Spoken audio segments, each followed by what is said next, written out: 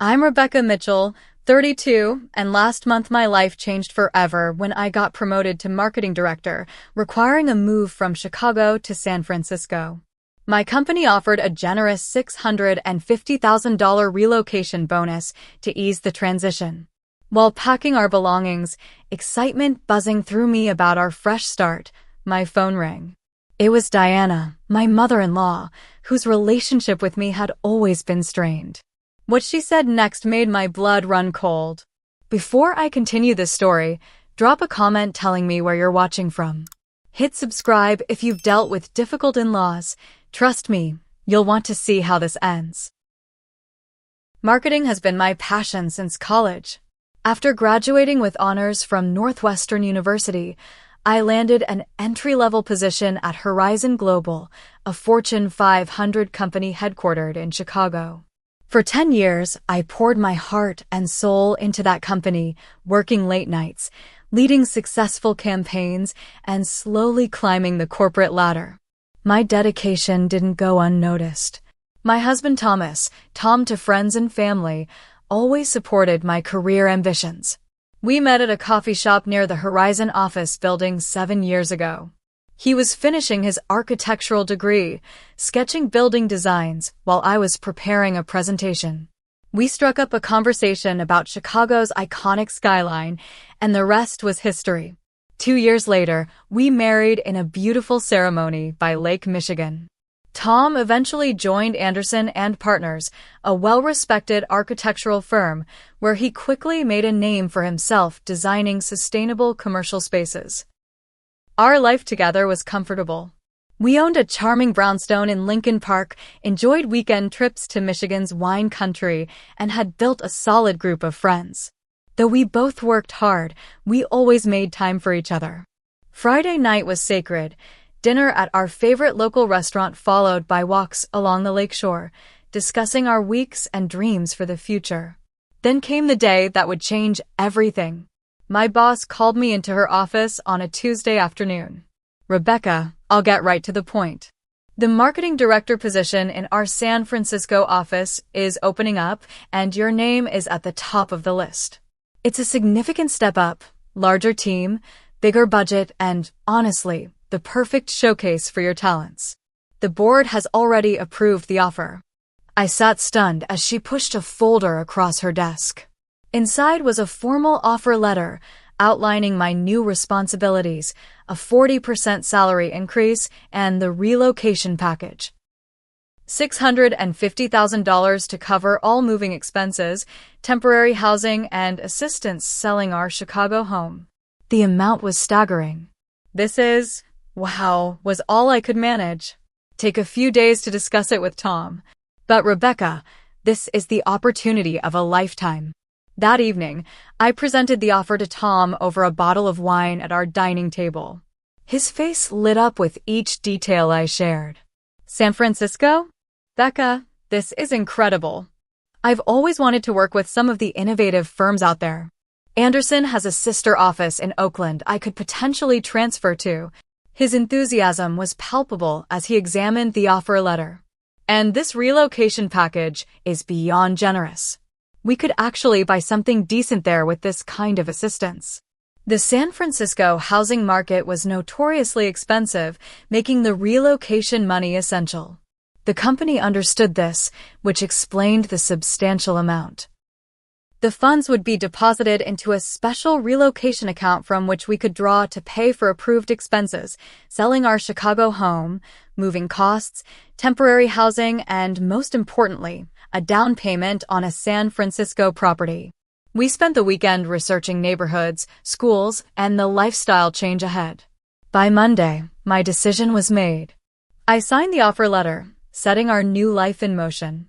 The following weeks were a whirlwind of activity. The company assigned us a relocation specialist named Melissa who guided us through the process. The HR department transferred the funds to a specially designated relocation account that both Tom and I could access. The money appeared in our account within days, $650,000 that would bridge our transition from one life to another. Melissa arranged a house hunting trip to San Francisco, booking us flights and a hotel in the Marina District. We spent 3 intensive days with a realtor named Patrick, viewing properties in various neighborhoods. "The market here moves fast," Patrick warned. "When you see something you love, be prepared to act quickly." On our final day, we found it, a beautiful 3-bedroom Edwardian in No Valley, with views of the city's skyline. Though significantly more expensive than our Chicago home, with the relocation package and my salary increase, it was within reach. We made an offer before flying back to Chicago. That's when the first signs of trouble appeared.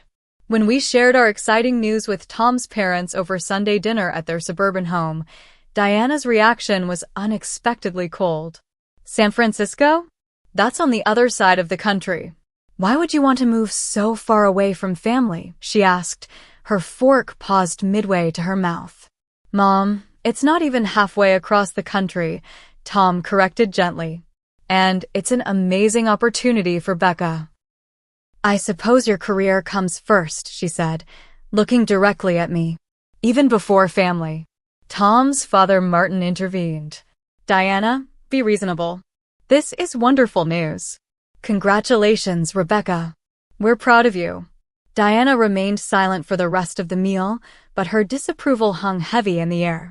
As we prepared to leave, she pulled Tom aside for a private conversation that left him visibly uncomfortable during our drive home. "She's just worried about us being so far away," he explained, though his tone lacked conviction. 2 weeks later, our offer on the San Francisco house was accepted. We listed our Chicago property, which sold within days in the hot market. Everything was falling into place. The moving company was scheduled, our Chicago home was being packed, and our new life was taking shape. Then, just 3 days before our planned departure, I logged into our relocation account to pay the moving company's deposit. My stomach dropped as I stared at the screen.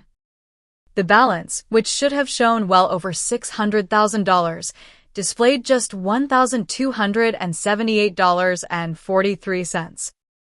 To understand the shock of that moment, you need to know about my history with Diana.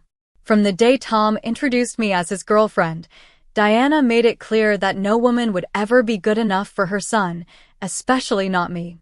Diana Patterson was the quintessential suburban matriarch. She maintained a perfect home in Evanston, hosted elaborate dinner parties, and held firm opinions about how others should live their lives.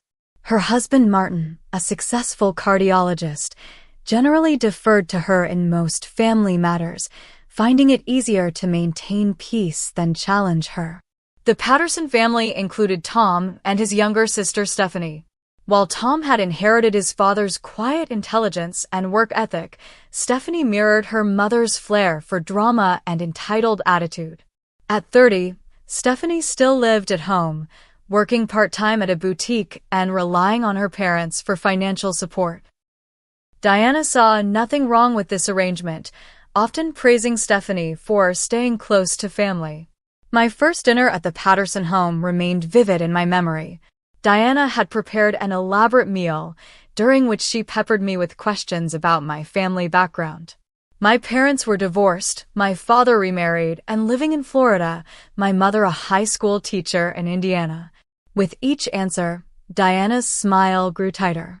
"Well," she said finally, "not everyone comes from stable families. It's not your fault, dear."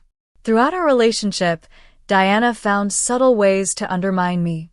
When Tom and I announced our engagement, she immediately lamented that the timing was inconvenient, as she'd been planning a European trip that would conflict with any reasonable wedding date. When we set the date anyway, she criticized every decision, from the venue to my dress. "I just want to make sure you don't embarrass yourself, dear," she would say. Stephanie would have chosen something more elegant. The wedding itself became a battlefield. Diana insisted on inviting distant relatives and business associates we'd never met, attempted to change our menu selections without consulting us, and even tried to convince Tom that my choice of wedding party was inappropriate. It took Tom finally putting his foot down to salvage our special day. "My mother means well," was Tom's constant refrain. She's just protective. After we married, Diana's interference continued. She would drop by our home unannounced, offering unsolicited advice about everything from how I organized my kitchen to how I should style my hair. She gave Tom expensive gifts, but presented me with oddly impersonal items, like generic bath sets or kitchen gadgets I'd never use. "I thought you might need help with your cooking," she would say, though I was actually an accomplished cook. Family gatherings were exercises in patience. Diana would position Tom and Stephanie together in conversations, photos, and seating arrangements, often physically and conversationally excluding me. She told childhood stories that highlighted private jokes I couldn't share, planned activities around interests I didn't have, and served dishes with ingredients she knew I didn't care for. My friends noticed. My best friend Lauren warned me after meeting Diana at our housewarming party. "That woman is plotting your demise," she half-joked. "Watch your back." I tried. For Tom's sake, I maintained a polite demeanor, ignored the barbs, and attempted to build a relationship with his mother. I invited her to lunch, asked her advice when appropriate, and acknowledged family traditions. Nothing worked. To Diana, I remained the woman who had stolen her son. Tom struggled with his mother's behavior. Though he occasionally defended me, he more often tried to minimize the conflict, interpreting her actions in the most charitable light possible. Family dynamics established in childhood are difficult to break, and Tom had been conditioned to accommodate his mother's controlling nature. "Just ignore her when she gets like that," he would advise after particularly tense interactions. That's what Dad and I do. But ignoring Diana wasn't always possible, especially when she escalated her interference. When Tom and I discussed starting a family, Diana began sending me articles about career women making poor mothers. When we mentioned buying a vacation cabin, she warned Tom about my financially irresponsible background, citing my student loans as evidence. The promotion and relocation to San Francisco represented freedom from Diana's constant presence, which perhaps explained her immediate opposition. The day after we told his parents, Diana called Tom repeatedly, sending him links to articles about crime in San Francisco, astronomical living costs, and earthquake risks. "Mom, we've done our research," Tom assured her. "This is happening."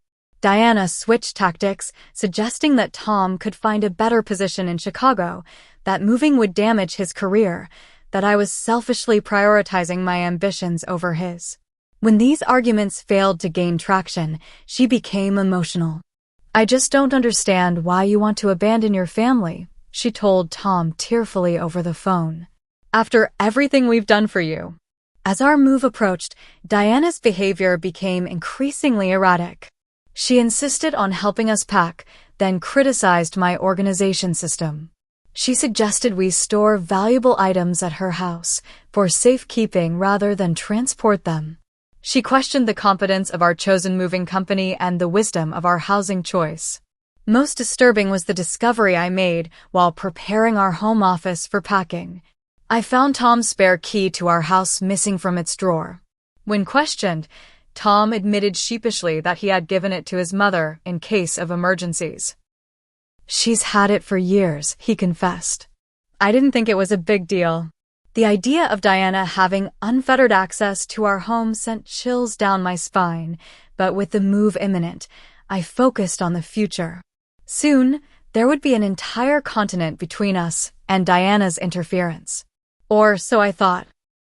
The relocation account balance of $1,278.43 made no sense. Just yesterday, I had checked the balance to calculate our remaining funds after the down payment on the San Francisco house. It had shown over $600,000. I refreshed the page, thinking it might be a glitch. The number remained unchanged.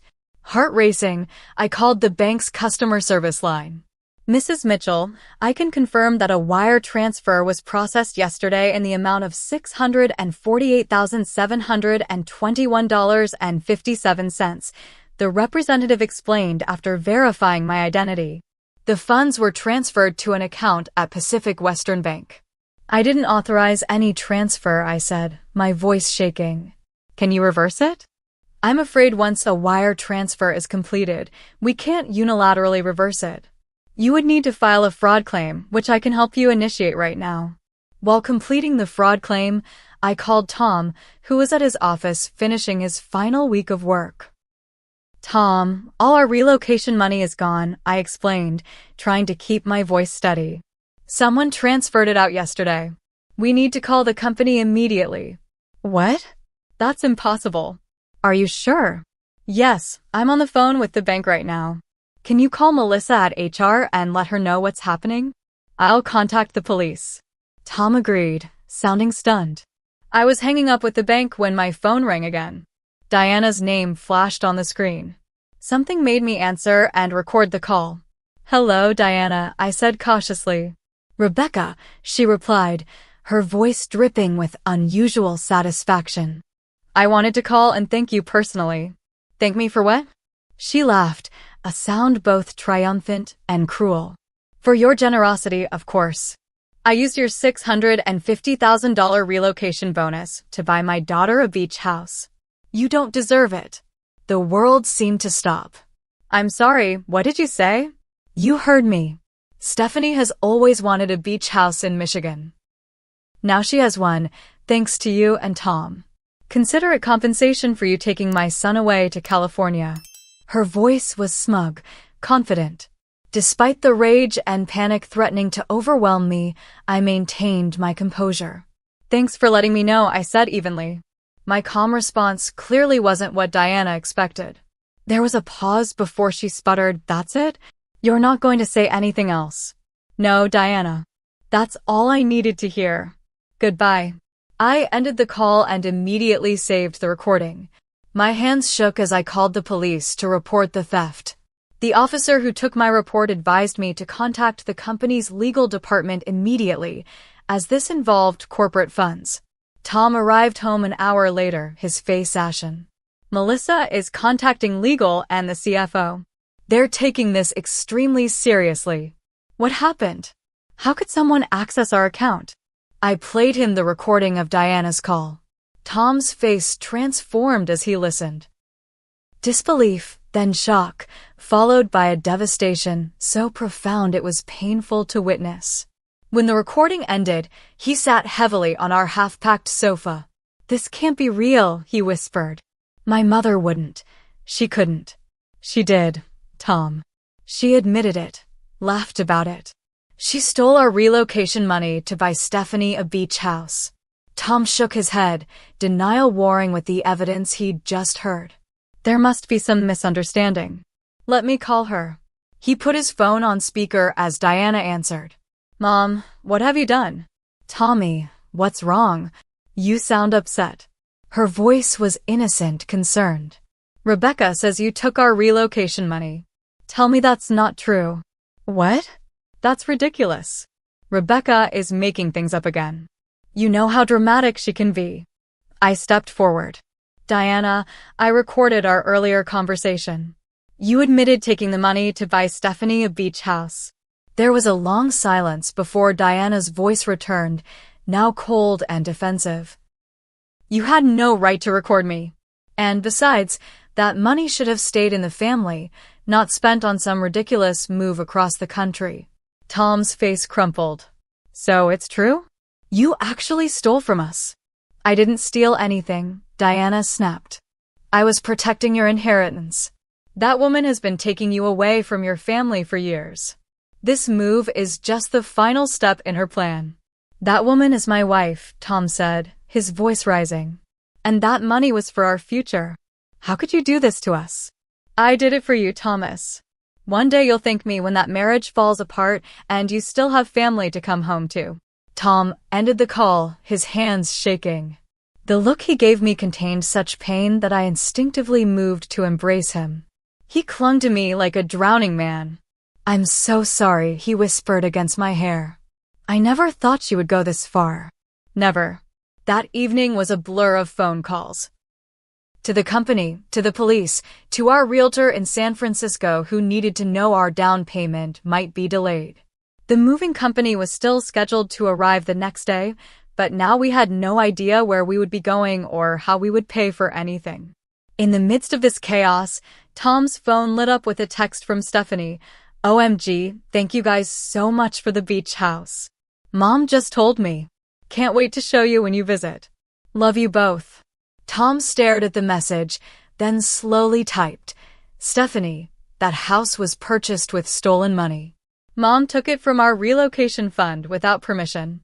The police are involved now. Stephanie's response came quickly. What are you talking about? Mom said it was a gift from both of you because you felt bad about moving away. She said you specifically wanted me to have it. That's not true. We knew nothing about it. The money was stolen from our account yesterday. There was a long pause before Stephanie replied. I don't believe you. Why would Mom lie about something like this? Tom didn't respond, tossing his phone aside and burying his face in his hands. In the space of a few hours, his mother had not only stolen our future, but was now turning his sister against him as well. What are we going to do? I asked quietly, sitting beside him. He looked up, a new resolve hardening his features. We're going to fight. For our money, for our future, and for the truth. I won't let her get away with this. By 8 a.m. the next morning, we were seated in a conference room at Horizon Global headquarters with an imposing group. Melissa from HR, the company's chief financial officer Gerald Walsh, the head of legal counsel Barbara Reynolds, and the company's head of security, a former FBI agent named Richard Donovan.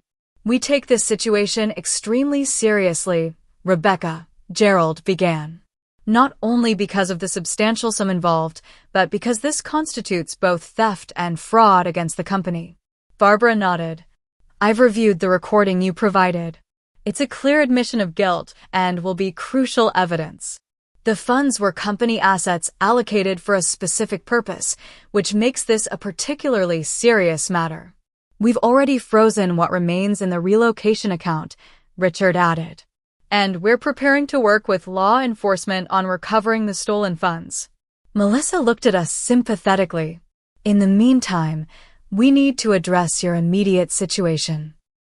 You were scheduled to start in San Francisco next week. Gerald intervened. We'll extend your start date by 2 weeks, Rebecca. And we'll arrange temporary housing in San Francisco while this is being resolved. The company will front additional relocation funds, which will be reconciled once the stolen money is recovered. The relief that washed over me was profound. I had been worried not only about the theft, but about potentially losing the position I had worked so hard to attain. Thank you, I said sincerely. We appreciate the company's support during this difficult time. Tom, who had been quiet until then, spoke up. What exactly happens next? My mother has never faced consequences for her actions before. I'm concerned she'll find a way to avoid responsibility. Richard leaned forward. Mr. Mitchell, Horizon Global maintains a specialized financial investigation team precisely for situations involving misappropriation of company funds. They work alongside law enforcement, but can move more quickly in some respects. They'll be contacting your mother today to begin their investigation.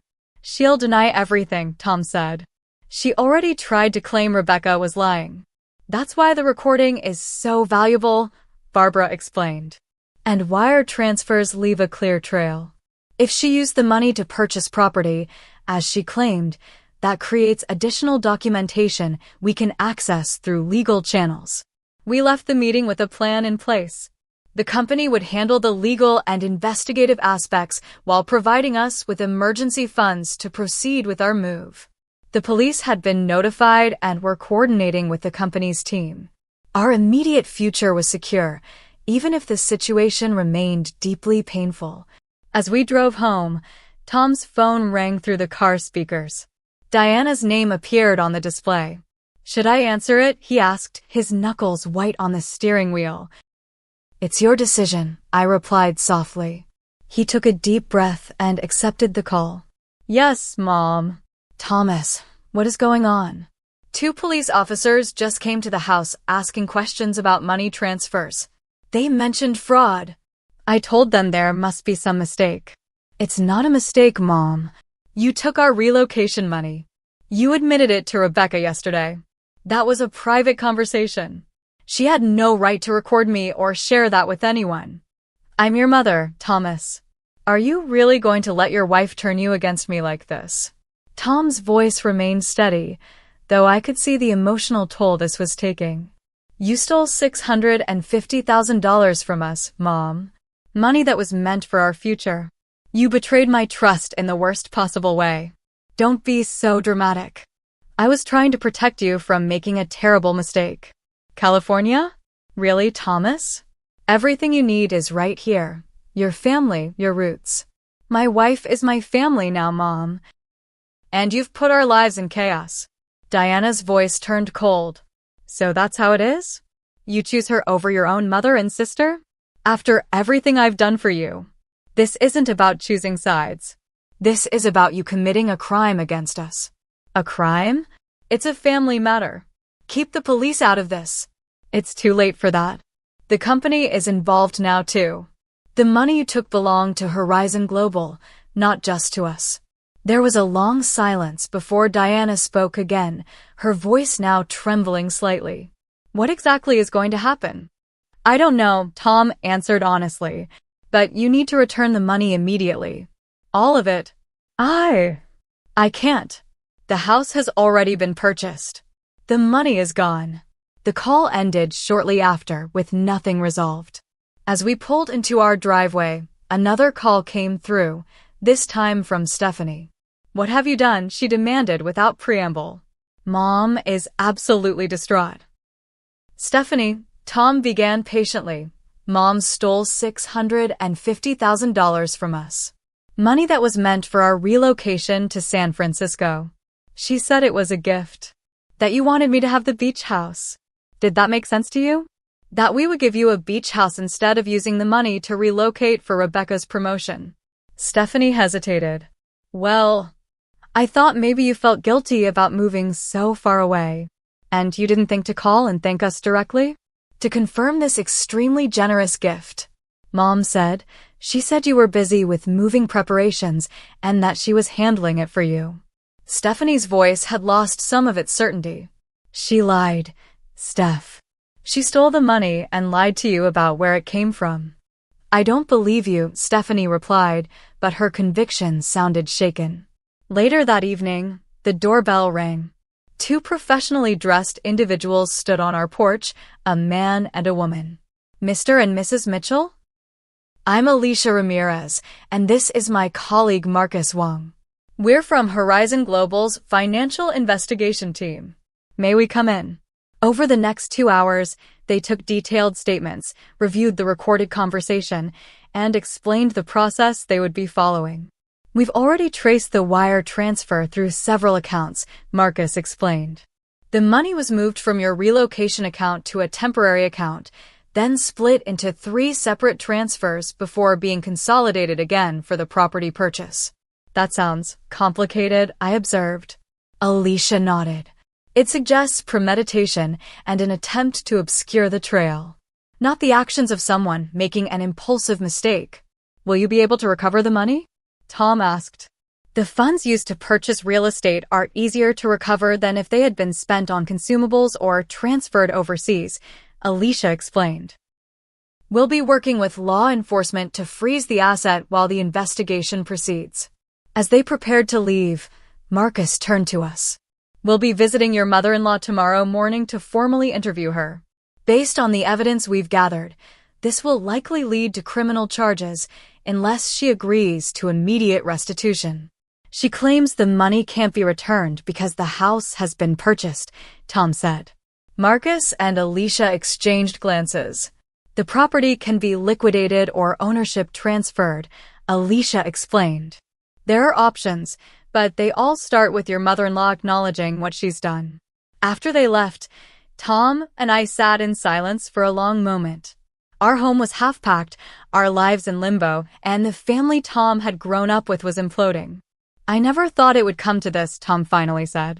I knew my mother could be difficult, controlling even, but theft? Deliberately sabotaging our future? I just can't comprehend it. I took his hand. People can convince themselves of almost anything if they believe they're justified. In her mind, she was probably protecting you from me, from California, from change.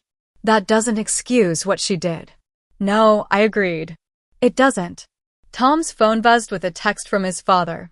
Son, what's happening? Your mother is hysterical.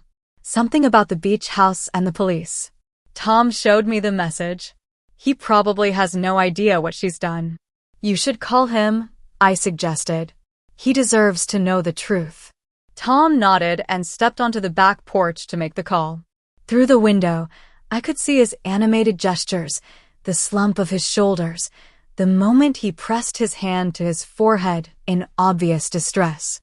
When he returned, his eyes were red. Dad didn't know anything about it, he said quietly. Mom told him the beach house was being purchased with money from her inheritance from Grandma Patterson. He's devastated. That night, we pushed 2 unpacked boxes off our bed and tried to sleep, both of us staring at the ceiling, wondering what the next day would bring. The following morning, Alicia called to inform us that the investigation team would be visiting Diana at 11 a.m. She invited us to be present if we wished. Is that a good idea? I asked Tom. Won't it make things more confrontational? Tom considered this. Maybe, but I want to be there. I need to see her face when she can't deny it anymore. We arrived at Diana and Martin's Evanston home at 10:55 a.m. Martin answered the door, looking 10 years older than he had just days before. Tom. Rebecca. He embraced his son tightly. I'm so sorry about all of this. I had no idea. We entered the living room to find Diana perched tensely on the edge of the sofa. To my surprise, Stephanie was there as well, sitting in an armchair, her expression unreadable. What are they doing here? Diana demanded when she saw us. Martin, why did you let them in? Their family, Diana, Martin replied wearily. And we need to deal with this situation together. Before Diana could respond, the doorbell rang again. Martin returned with Alicia, Marcus, and 2 uniformed police officers. Diana's face paled. This is ridiculous. You're treating me like a criminal in my own home. Mrs. Patterson, Alicia began formally. We're here to discuss the unauthorized transfer of $648,721.57 from the Horizon Global Relocation account assigned to Rebecca and Thomas Mitchell. I don't know anything about that, Diana insisted, though her voice lacked conviction. Marcus opened his laptop. We have traced the wire transfer from the relocation account to a temporary account opened in your name at First Midwest Bank 3 days ago. From there, the money was divided into 3 separate transfers to different accounts, also in your name, before being consolidated again for a real estate purchase. All accounts were opened within the past week, all feature your signature on the documentation, and all required your driver's license as identification. Diana's composure began to crack. You have no right to look into my private banking information. We have a warrant, Mrs. Patterson, one of the police officers stated, producing the document. Based on the evidence of funds theft. Stephanie looked confused. Mom, what are they talking about? You said the beach house money came from you and Dad. It did, in a way, Diana said quickly. It's all a misunderstanding. Alicia turned to her laptop. Perhaps this will clarify things.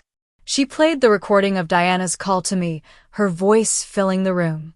I used your $650,000 relocation bonus to buy my daughter a beach house. You don't deserve it.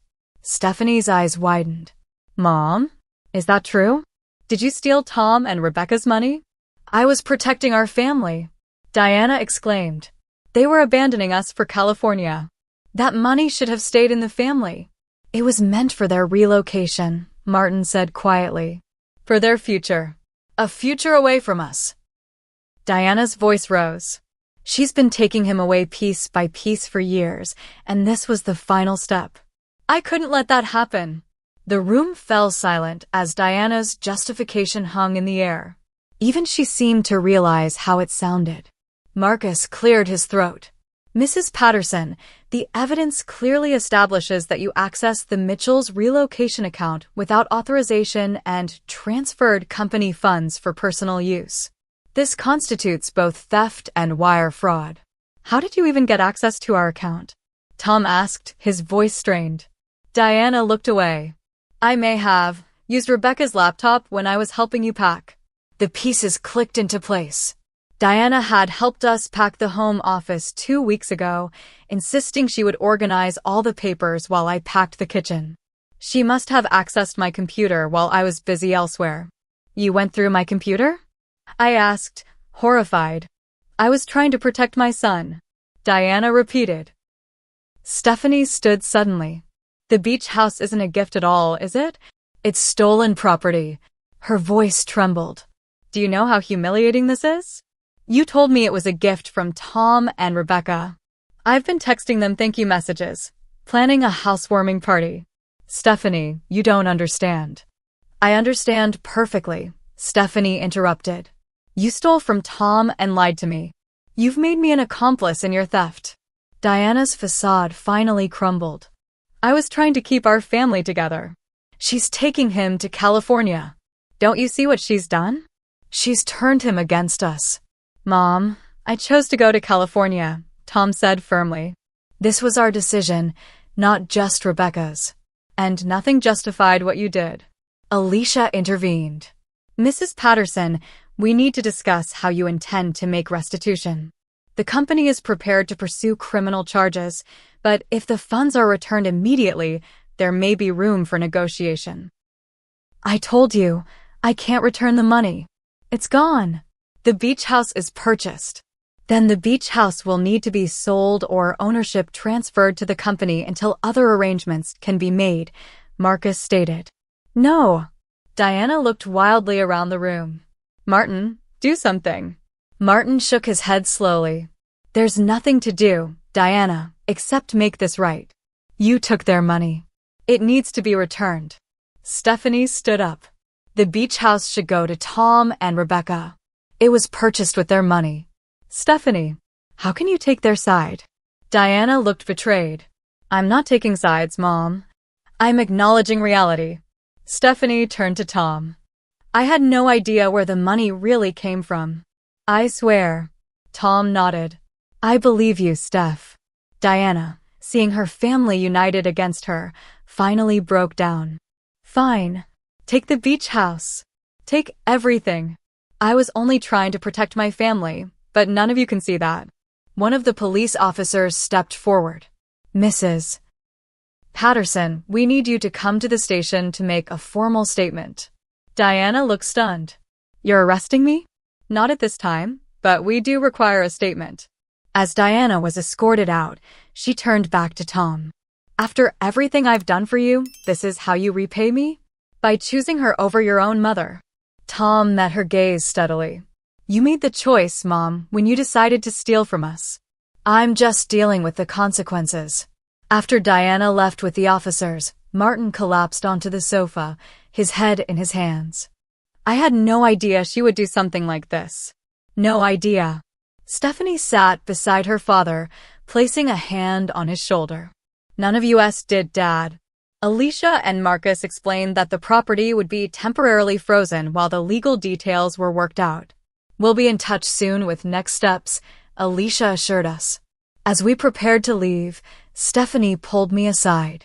Rebecca, I'm so sorry. I should have questioned it when Mom said the beach house was from you and Tom. It didn't make sense, but I wanted to believe it. It's not your fault, I told her. Diana manipulated everyone. Stephanie nodded. I think I'm starting to see that. On the drive home, Tom was silent for a long time before finally speaking. I keep thinking about all the signs I ignored over the years. The controlling behavior, the manipulation, the way she undermined you at every turn. I told myself she meant well, that it was just her way of showing she cared. But this shows who she really is. I reached for his hand. People are complicated, Tom. Diana loves you in her way. She just doesn't know how to love without controlling. That's not love, he said firmly. And I won't let her hurt us again.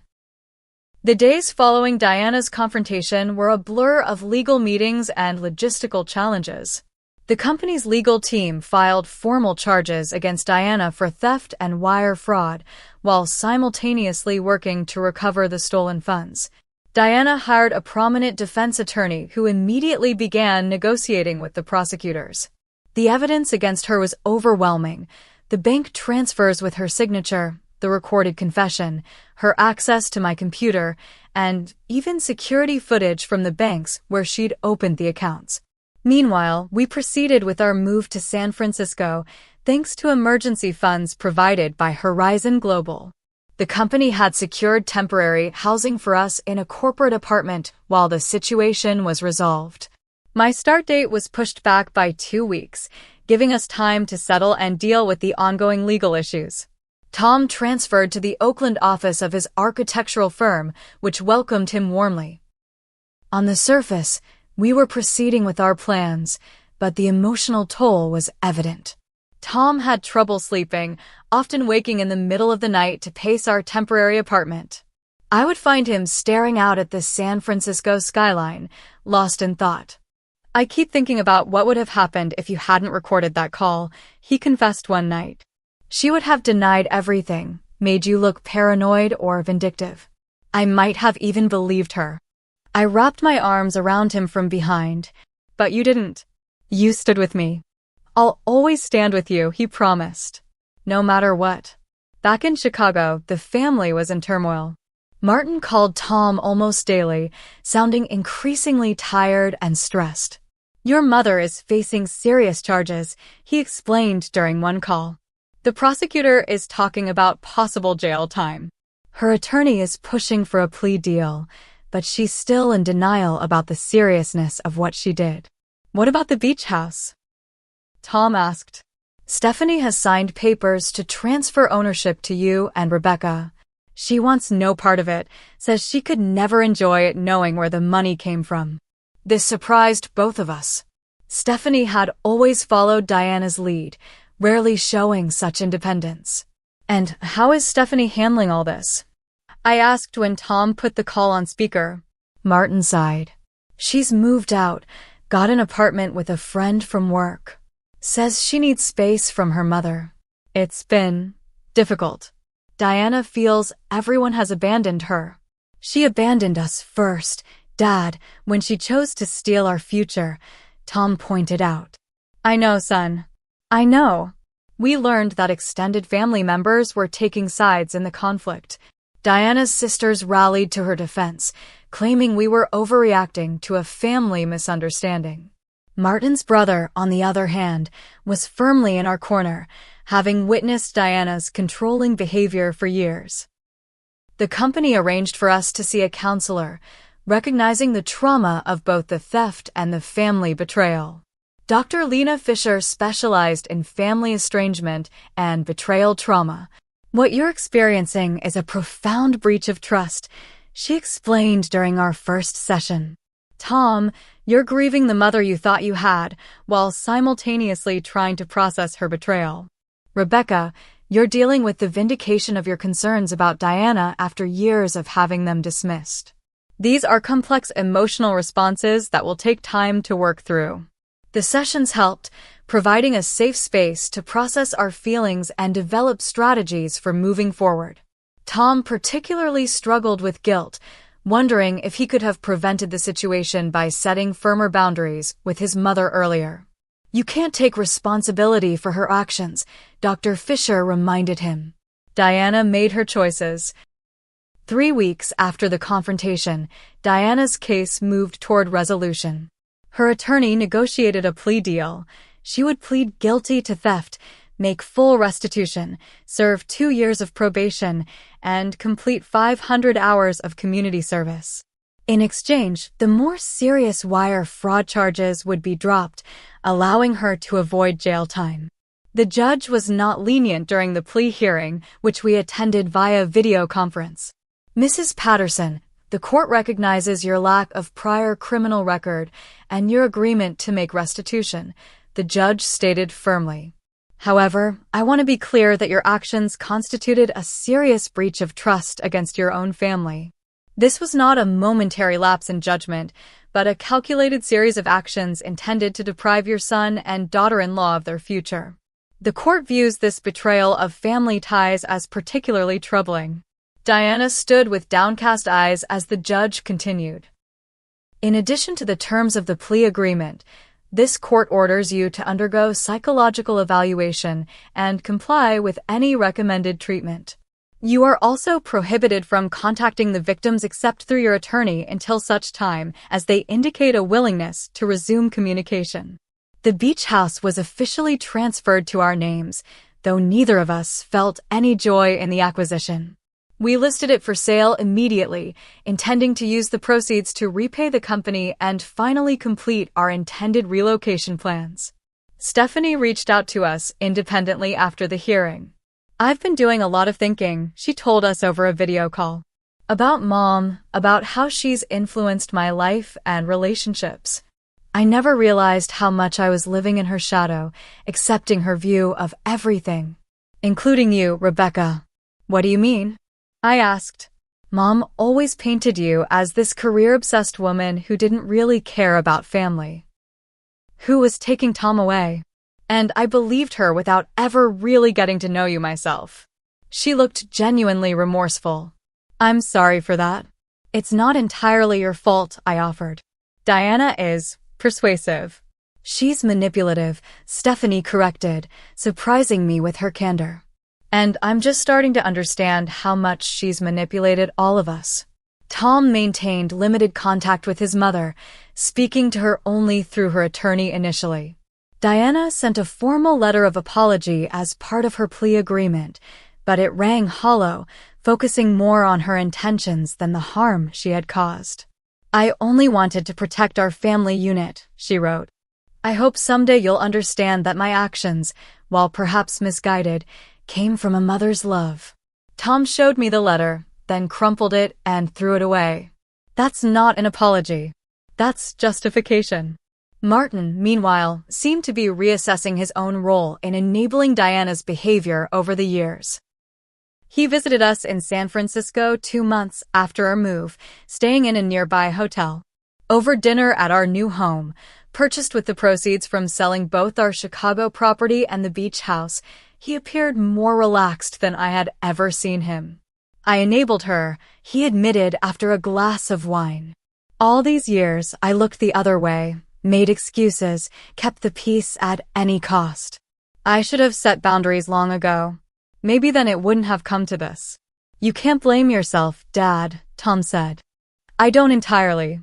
Diana is responsible for her own actions, but I'm responsible for mine, and I should have done more to protect you both."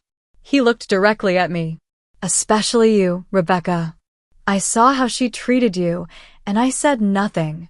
"I'm sorry for that. What happens now?" I asked. "With you and Diana?" Martin sighed. "I don't know. We're in counseling, both together and separately. Diana's therapist has suggested she may have narcissistic personality traits that have gone unaddressed her whole life. It explains a lot, but it doesn't excuse anything." He looked out at the San Francisco view from our dining room. "I love her, but I don't like who she's become. Or maybe who she's always been." By the 6-month mark, Diana had completed a quarter of her community service hours, working at a women's shelter. According to Martin, the experience was humbling for her, exposing her to women who had genuine problems far beyond her own. The beach house sold for slightly more than had been paid for it, allowing us to fully reimburse the company and finally settle into our new life. I thrived in my new position, leading a successful rebranding campaign that earned recognition throughout the industry. Tom's architectural work in Oakland connected him with innovative firms doing sustainable design, a passion he had long wanted to pursue. Stephanie visited for a week in the spring, her first trip to California. Without Diana's influence, she was different, more relaxed, funnier, and genuinely interested in getting to know me. We took her to wine country, hiked in Muirwoods, and spent evenings on our deck overlooking the city.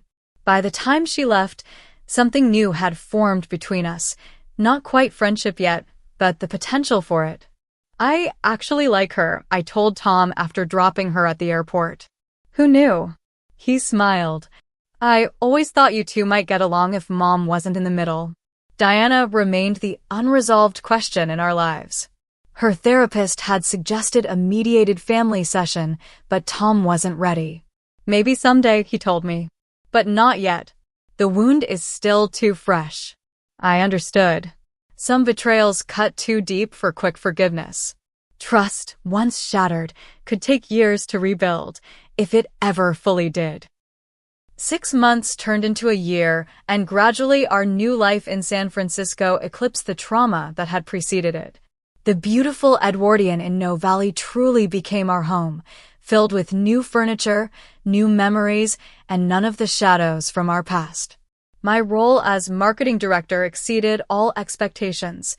I led a team of talented creatives who responded well to my collaborative leadership style. Our campaigns increased market share by 22% in the first year, earning recognition from industry publications and competitors alike. The CEO personally commended me during the annual shareholders meeting, citing our division's innovative approach. Tom flourished at the Oakland firm, which specialized in sustainable commercial architecture. His designs for a zero-carbon office building earned an architectural award and led to a promotion to senior designer. He came home energized, eager to share ideas and sketches, a passion I hadn't seen in him during his final years in Chicago. The company implemented new security protocols for relocation funds based on our experience, creating a multi-factor authentication system that required biometric verification for large transfers. They asked me to share our story during new employee orientation as a cautionary tale about cybersecurity, though I kept the personal details vague out of respect for Tom. Tom established clear boundaries with his mother. They spoke monthly by phone, conversations that remained civil but distant. Diana had completed her community service hours and continued therapy, which Martin reported was making a difference, though slowly. She's beginning to understand the damage she caused, he told Tom during one of their weekly calls. The therapist says narcissistic patterns are deeply ingrained and take time to unlearn, but she's trying. Stephanie had fully emerged from her mother's shadow. She left the boutique job, completed a digital marketing certification, and secured a position with a Chicago agency. We exchanged regular texts and occasional video calls, sharing professional advice and gradually building the relationship that Diana had previously prevented. Diana's first attempt at a genuine apology came 13 months after the incident. Not through a court-mandated letter, but in a handwritten note sent directly to our home. "I've been working with my therapist to understand why I did what I did," she wrote. "The truth is painful to acknowledge. I was terrified of losing control over Tom, over our family unit. Each step he took toward independence felt like rejection to me, and I couldn't separate my needs from his happiness. What I did was unforgivable, and I don't expect forgiveness. I only want you both to know that I am truly sorry for the pain I caused. I recognize now that my actions were about my fears and insecurities, not about protecting Tom as I claimed." Tom read the letter several times before carefully folding it and placing it in his desk drawer.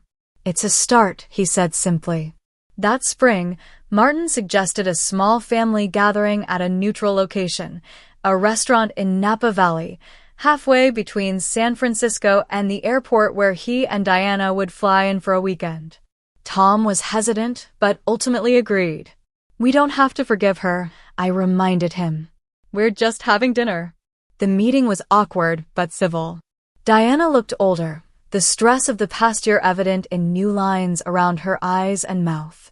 She made no excuses, no justifications for her actions, which itself represented growth. "Your home looks lovely," she said after we showed her photos. "The light in that living room is beautiful." "Thank you," I replied, the simple exchange feeling like a milestone. We established a new normal. Holiday calls, occasional visits with Martin acting as buffer, gradual steps toward a relationship built on healthier foundations. Trust would take much longer if it ever fully returned, but the acute pain of betrayal slowly dulled into a manageable ache. One unexpected outcome of the experience was my involvement with a women's professional network that supported females facing family challenges during career advancements. Many women, it turned out, encountered resistance from family when pursuing opportunities that required relocation or significant change. None had experienced theft, thankfully, but the underlying issues of control, guilt, and sabotage were common. My mother-in-law called my boss to tell him I was pregnant before I was ready to disclose it, one woman shared during a meeting. She thought it would make them reconsider my promotion. My parents refused to speak to me for months after I moved across the country for a VP position, another confessed. They said I was abandoning them in their old age. I was 32 and they were in their 50s. These stories reinforced what our experience had taught us, that family dynamics can be complex obstacles to professional growth, particularly for women. I found purpose in mentoring others through these challenges, sharing strategies for establishing boundaries while maintaining relationships where possible. Tom's relationship with his father strengthened considerably during this period. Without Diana controlling their interactions, they discovered shared interests and perspectives. Martin visited quarterly, sometimes without Diana, enjoying long conversations with Tom about everything from architecture to philosophy. I feel like I'm getting to know my father for the first time, Tom remarked after one such visit. All those years, Mom was always there, directing every conversation, controlling how we interacted. As our second anniversary in San Francisco approached, we faced a new question. Were we ready to start a family of our own?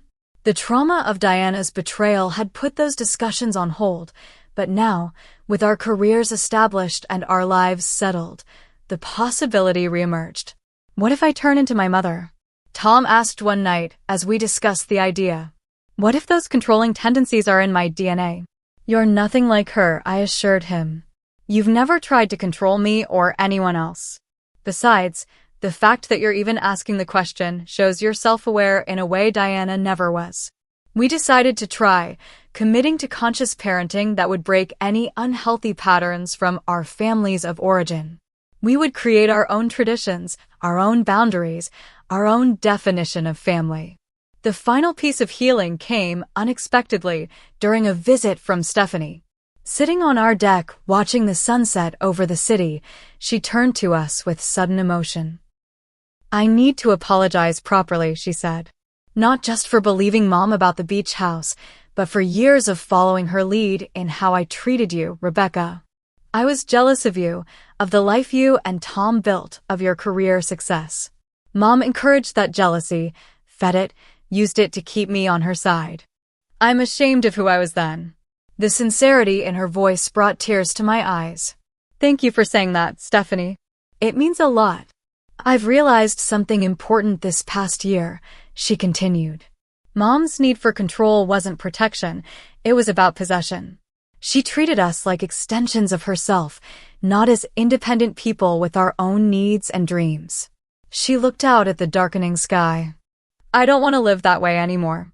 That night, lying beside Tom in bed, I reflected on how far we had come from that terrible day when we discovered the missing money. The theft had nearly destroyed our plans, our family relationships, and our sense of security. Yet somehow, through the pain, something valuable had emerged: truth, boundaries, and authentic connections free from manipulation and control. I never would have chosen this path, I whispered to Tom in the darkness. But I'm proud of how we've walked it. He pulled me closer. Me too. The journey had taught us that sometimes the most painful betrayals can lead to the most necessary growth. Diana's actions had forced issues into the light that might otherwise have festered in darkness for decades. The family that emerged from this crucible was changed forever, but perhaps ultimately healthier for having faced the truth.